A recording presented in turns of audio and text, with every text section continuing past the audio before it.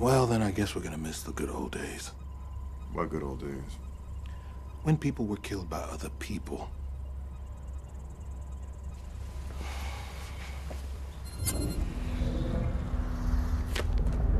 Five minutes.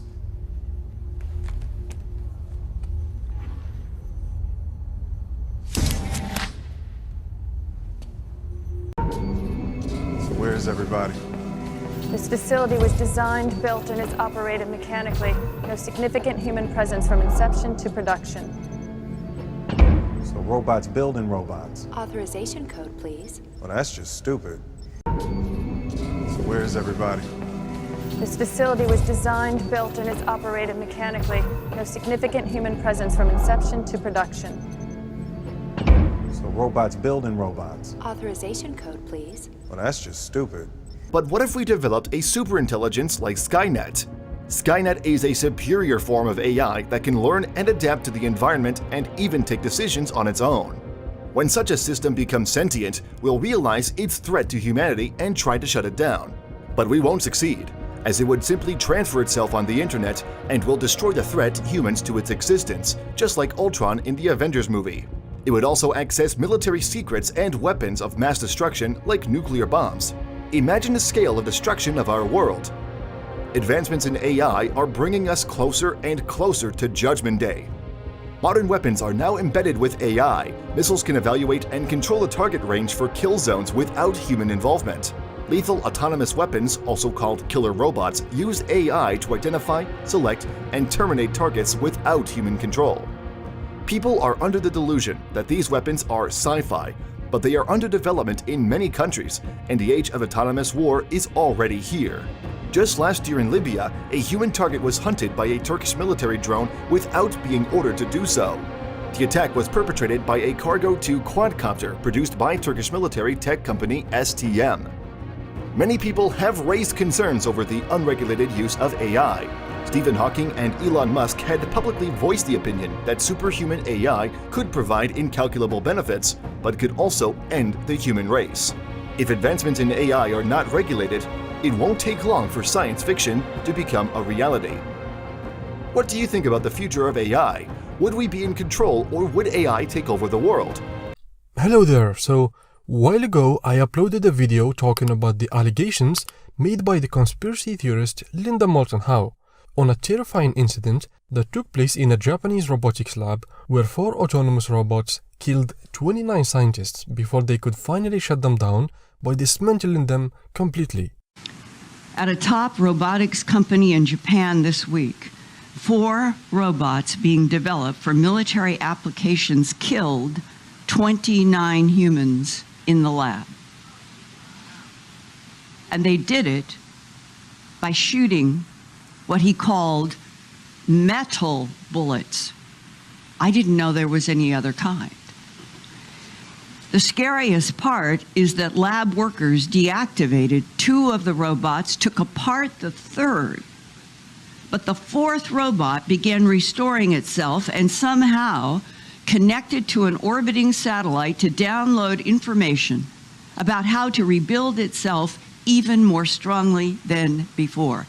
And this next sentence is a quote. I'm writing this down. I've been doing this for years. This is serious shit, Linda, but you're never going to hear about this in the news. A lot of viewers were skeptical, while others did not rule out the possibility of this actually happening. So I found this clip from an interview she did after the fact, where she explains in detail how she got this information and who was the whistleblower that actually conveyed this news to her in the first place. In the clip I'm about to show you, she also talks about how Elon Musk knew about these kinds of experiments and how he warned the world before this incident even happened. July, August of 2017. In the prior year, I had been communicating with a Marine who had retired from the Marines but was working special forces. And he had been communicating to me about a number of ET-related revelations, secrets that he and a team of special forces were involved with. And so he had kept in touch with me, usually through short texts, or every once in a while, he would call and say, you're tapped, I'm tapped, I'm only going to speak for, and it would be like 30 seconds or a minute, and then hang up. And I understood why, and that was what we were doing. Mm-hmm. Well, it was in August of 2017. The phone rang, I picked it up. I knew his voice. Can't stay on the line long, but I want you to know that this week, which would have been second week of August 2017, in Japan, 29 humans were killed in a laboratory that was producing militarized robots by the Japanese for warfare. And then he went on to explain what he had learned, because they're in these units, that something like that would happen, they would receive information. And he said that the story was the 4 militarized robots were being made to be autonomous warriors.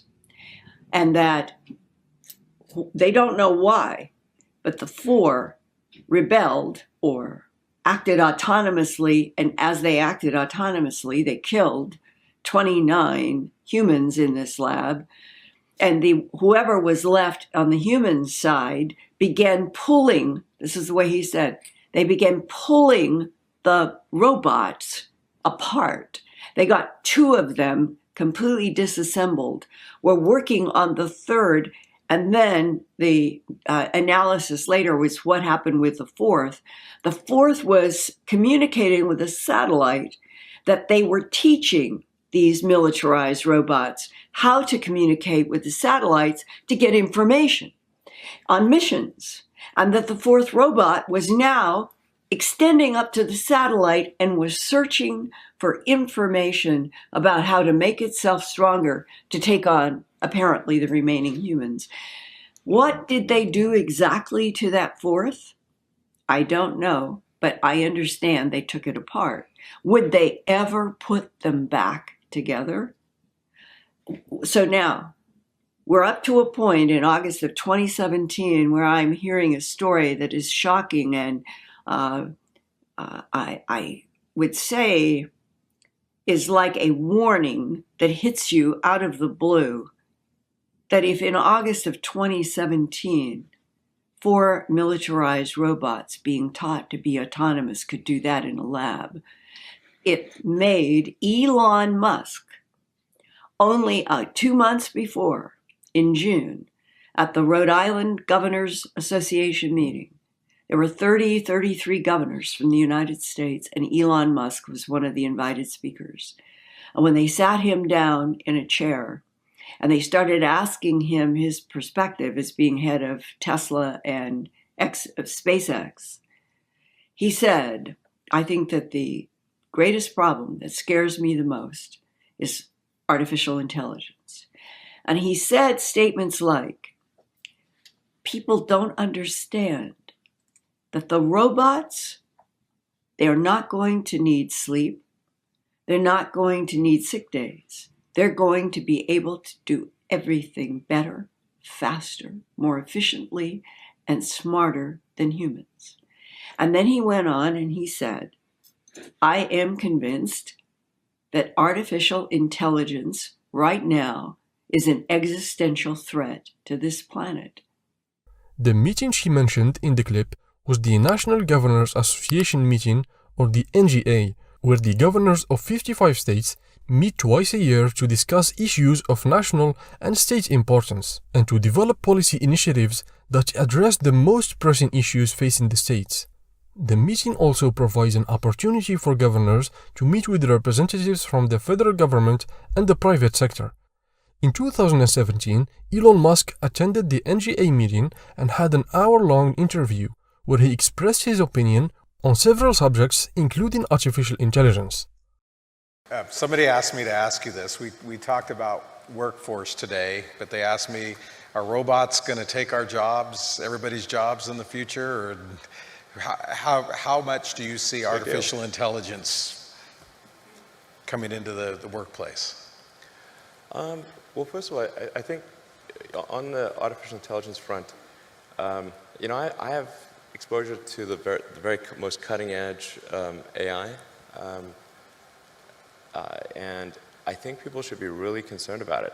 I keep sounding the alarm bell, but you know, until people see like robots going down the street killing people, like they don't know how to react, you know, because it seems so ethereal. I think we should be really concerned about AI, and I think we should.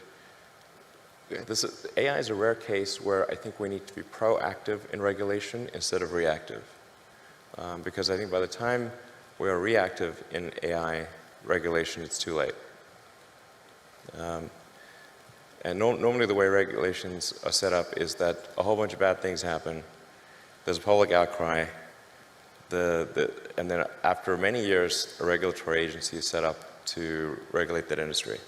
And there's a bunch of opposition from companies who don't like being told what to do by regulators.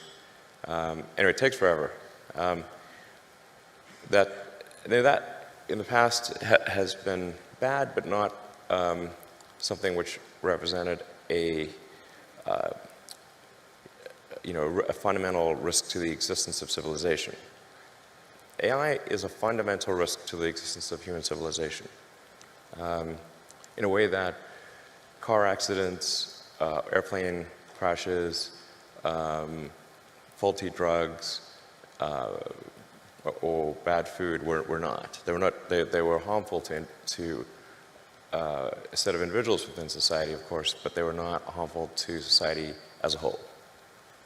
AI is a fundamental existential risk for human civilization, and I don't think people fully appreciate that.